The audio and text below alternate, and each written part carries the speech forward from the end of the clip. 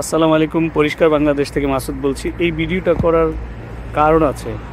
ভিডিওটা হচ্ছে যে এখানে আমরা দেখতে পাচ্ছি যে খুব সুন্দর পরিষ্কারভাবে সাজানো গুছানো আছে।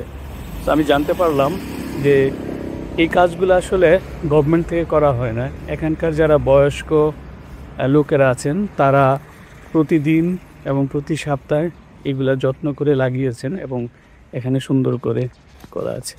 তো এখানে শিক্ষণীয় জিনিসটা কি, আমরা কিন্তু আমাদের দেশে যারা বয়স্করা আছেন চাইলে তারা এরকম চিন্তা করতে পারেন, কারণ বয়স্ক লোকজন সবসময় বাড়িতে থাকেন, বিভিন্ন ধরনের কমপ্লেক্সিটির বুকে।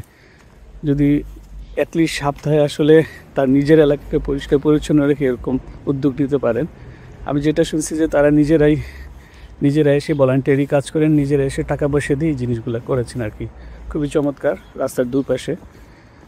সো এই জন্যই আসলে জাপানিজরা এত পরিষ্কার পরিচ্ছন্ন এবং নিজেরা সোসাইটির কন্ট্রিবিউশনে কাজ করে।